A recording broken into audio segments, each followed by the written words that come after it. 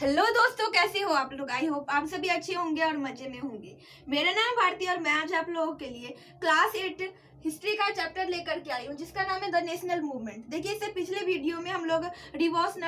Revolutionary movement पढ़ लिए थे और सिविल डिसओबीडियंस मूवमेंट पढ़ लिए थे और आज हम लोग पढ़ने वाले गवर्नमेंट ऑफ इंडिया एक्ट जो कि 1935 में आई थी। देखिए, इसमें जब इंडिया में बहुत ही ज्यादा लड़ाई झगड़ा होने लगा, सारे लोग ब्रिटिशर्स के अगेंस्ट में चले गए, तब ब्रिटिशर्स को लगा, अंग्रेजों को लगा कि नहीं, अब कुछ इंडियंस में चेंजेस लाने होंगे, जो भी पोस्ट वगैरह है उन सब में चेंजेस लाने होंगे। इसलिए उन्होंने गवर्नमेंट ऑफ इंडिया एक्ट लाया ताकि इंसानों को शांत किया जा सकता है, उनका जो अहंकार, उनके अंदर जो गुस्सा भरा हुआ है हमारे खिलाफ, उसको थोड़ा शांत किया जा सकता है। तो देखिए, इसमें गवर्नमेंट ऑफ इंडिया एक्ट में क्या हुआ कि जो सेंट्रल एडमिनिस्ट्रेटर जो है वो गवर्नर जनरल ही था, उसमें चेंजेस नहीं हुआ। मतलब कि सुप्रीम पावर जो है वो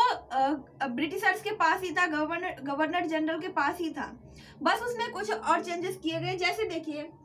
कि जो भी मंत्री वगैरह थे, मिनिस्टर थे, वो सब जिस जिस सब्जेक्ट में थे, मतलब कि वो सब जिस भी डिपार्टमेंट में थे, जिस भी फील्ड में थे, उन सब के पास ही उन सबको ये राइट मिल गया था कि अब वो उस फील्ड का कोई भी डिसीजन दे सकता है। जैसे देखो, एजुकेशन में जो थे उनका पास ये राइट हो गया था कि एजुकेशन में कोई भी डिसीजन दे सकते हैं, लेकिन उसे उस चीज के लिए उसे ब्रिटिश गवर्नमेंट से नहीं पूछनी पड़ेगी, अंग्रेज सरकार से उसके बारे में कुछ भी नहीं पूछनी पड़ेगी। लेकिन कुछ ऐसे भी थे जिसमें चेंजेस नहीं किए गए थे,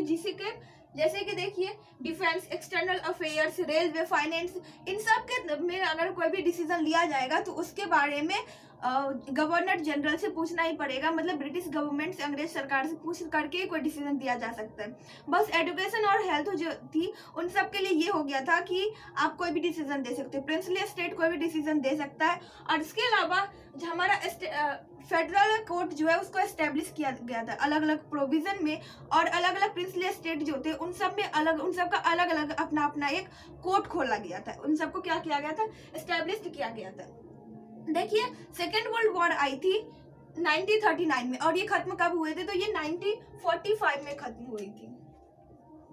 ये 1945 में खत्म हुई थी। देखिए, इसमें क्या हो कि हम जानते हैं कि उसको आर्मी चाहिए हुआ अंग्रेजों को लड़ाई करने के लिए, तो एक दो साल तो अंग्रेज खुद से लड़ाई कर लिए, लेकिन जब देखे कि अब हमारे पास आर्मी की कमी हो रही है तो वो इंडिया में आए और इंडिया के लोगों को पकड़ के लेकर जाने लगे कि चलो वहां पर हम तुमको काम देंगे, तुम वहां पर काम करना और इंडिया में पैसा देना, तुम्हारे फैमिली यहाँ पर रहेगी, जैसे फर्स्ट वर्ल्ड वॉर में हुआ था। लेकिन लोगों को पता चल गया था कि वहां पर जाने के बाद हम लोग को लड़ाई में भेज दिया जाता है, हम लोग वापस घूम करके यहाँ पर आने का कोई चांस ही नहीं है। तो इसलिए कोई भी इंसान वहां पर जाने से मना कर दिया। इसलिए जो स्टेफर्ड क्रिप्स नाम के कोई इंसान थे, उन्हें यहाँ पर भेजा गया क्रिप्स मिशन लेकर के। क्रिप्स मिशन क्या था, तो इसमें क्रिप्स मिशन के तहत ये बताना चाहते थे ब्रिटिश गवर्नमेंट कि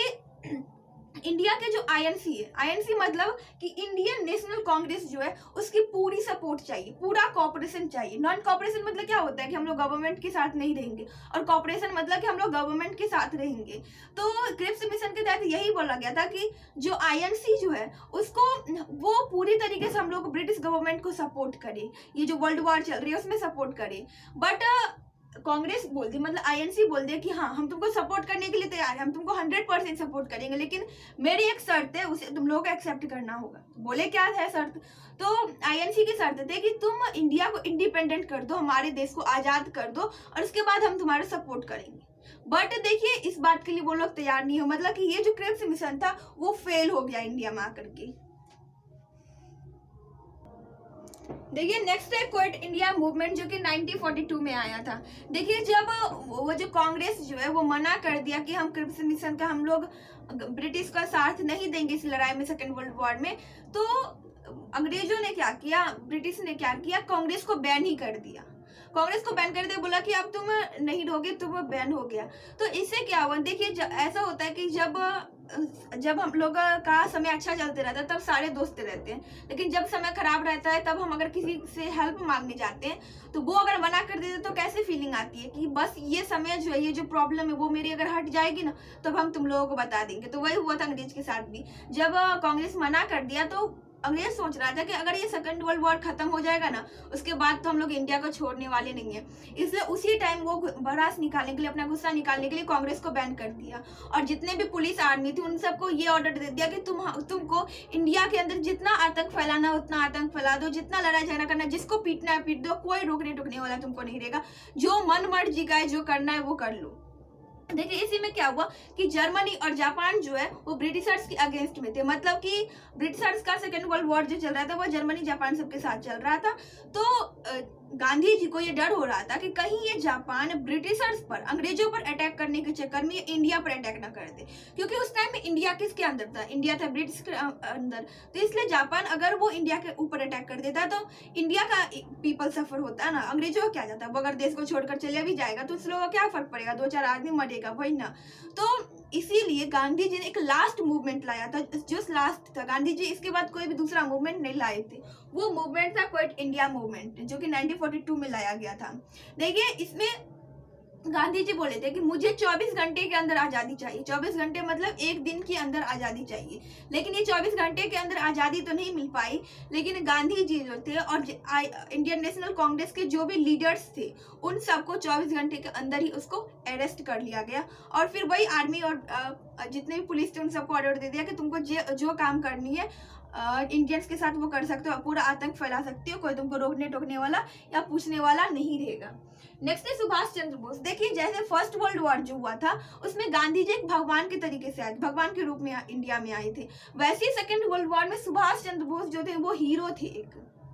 इस टाइम अभी जो एक्टर का रोल प्ले करता है वही हीरो नहीं होता है, ये फ्रीडम फाइटर जो थे सुभाष चंद्र बोस जो थे वो एक हीरो थे। वो आए थे और उन्होंने एक स्लोगन दिया था, you give me blood I will give you freedom, मतलब तुम मुझे खून दो मैं तुम्हें आज़ादी दूंगा। और देखिए ये जो क्विट इंडिया मूवमेंट था उसी टाइम में डू और डाई, मतलब करो या मरो, जिसके वजह से लाखों इंसान इंस्पायर हुए थे, जो कि गांधी जी दिए थे, मतलब कि या तो फिर तुम करो अपने देश के लिए, आज़ादी के लिए लड़ो, या तो फिर तुम मर ही जाओ। देखिए सुभाष चंद्र बोस जो है उन्होंने क्या किया कि जो भी ब्रिटिशर्स के अगेंस्ट में था, जैसे कि जर्मनी जापान जो थे वो ब्रिटिशर्स के अगेंस्ट में था, वर्ल्ड वॉर में लड़ाई कर रहे थे। तो सुभाष चंद्र बोस क्या सोचे कि क्यों ना हम लोग जापान और जर्मनी का साथ देने लग जाए, तो क्या हो जाएगा, उन सब का वो सब और भी ज़्यादा स्ट्रांग हो जाएंगे और शायद वो लोग अंग्रेज को हरा दें। और देखिए जितने भी इंडियंस को जो आर्मी के तरीके से यहाँ से उठाकर लेकर जाता था, सेकेंड वर्ल्ड वॉर में भेज रहा था, वो जो कैंप थी ना उसमें सुभाष चंद्र बोस गए और उन सारे इंसान को बोले कि हाँ तुमको जैसे तुम लड़ाई करने जाते हो वैसे तुम लड़ाई करने जाओगे, जैसे ही तुमको फायर करने के लिए बोला जाएगा तुम ना जर्मनी जापान वाले लोग पर नहीं, मतलब कि जो ब्रिटिशर्स के अगेंस्ट है उस पर नहीं, बल्कि ब्रिटिशर्स को ही उल्टे तुम फायर करोगे, तुम लोग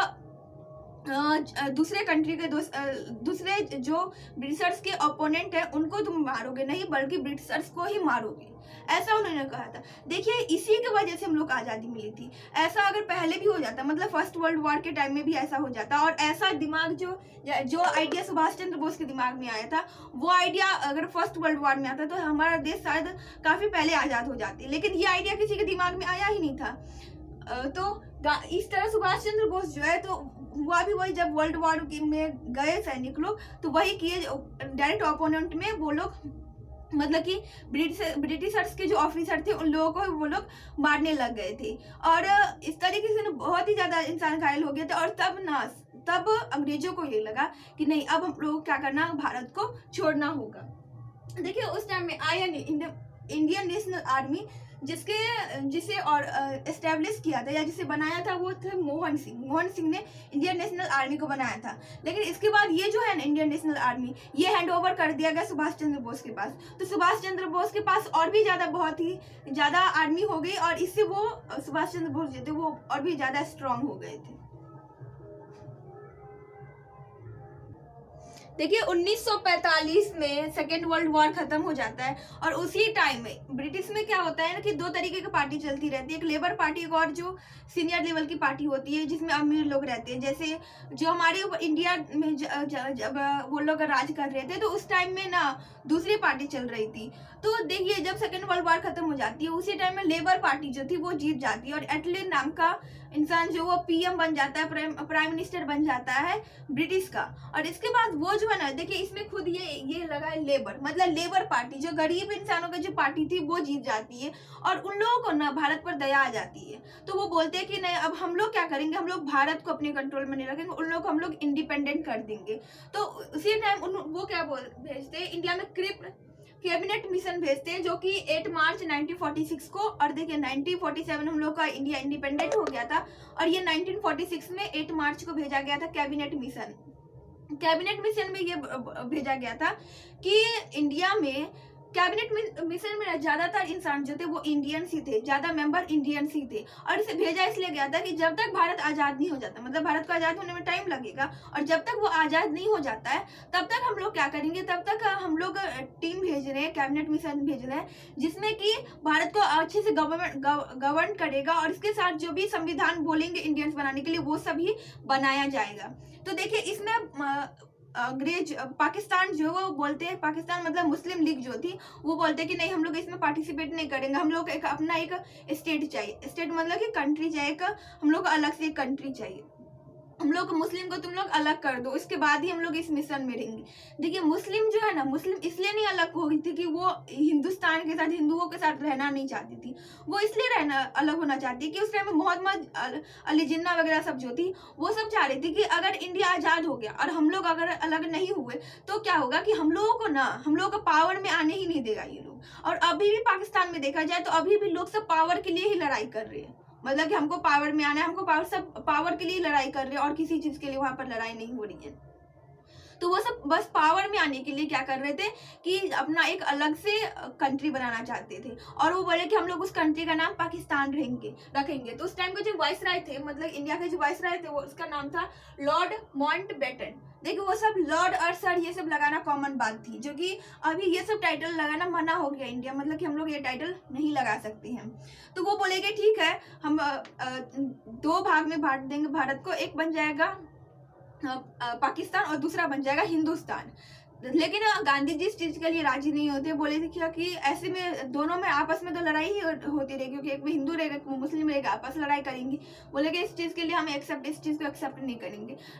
लेकिन जब हर जगह वो कंडीशन देखे तो बोला कि हाँ कर देना ही सही रहेगा, शायद ये लोग हमसे मारने वाले नहीं है। तो इंडिया और पाकिस्तान को अलग अलग में बांट दिया गया। फिर आप बोलेंगे कि बांग्लादेश तो उसी टाइम में बटा था, तो देखिए बांग्लादेश भी पाकिस्तान ही था, एक ईस्ट पाकिस्तान था, एक वेस्ट पाकिस्तान था, लेकिन दोनों क्या था, दोनों पाकिस्तान ही था। देखिए क्या हुआ था ना कि मैप जो थी, जब डिवीजन होने वाला थी तो मैप थी ना वो कुछ अलग तरीके से मोड़ी गई थी, मतलब वो मुड़ गई थी, जिसको ऐसे करके वो रात के टाइम में जब उसे गुस्सा चढ़ गया तो वो डायरेक्ट ऐसे निशाना लगा दिए। तो निशाना लगाई तो बाद में देखे जब उसे खोला गया तो बोला कि ये तो अलग अलग जगह पर निशाना लग चुका है, मतलब कि एक बांग्लादेश बन गया था और दूसरा पाकिस्तान बन गया था। तो उसी टाइम हमारा देश उसके बाद क्या हो गया, आजाद हो गया। और इसी के साथ आज का हमारा वीडियो खत्म होता है, और ये पूरा कंप्लीट, ये जो चैप्टर वो पूरी तरीके से कंप्लीट हो चुकी है। अगर ये वीडियो आप लोगों के लिए यूजफुल रहा तो प्लीज वीडियो को करिएगा एक लाइक और अपने दोस्तों के पास कीजिएगा share. Bye bye, take care, thanks for watching.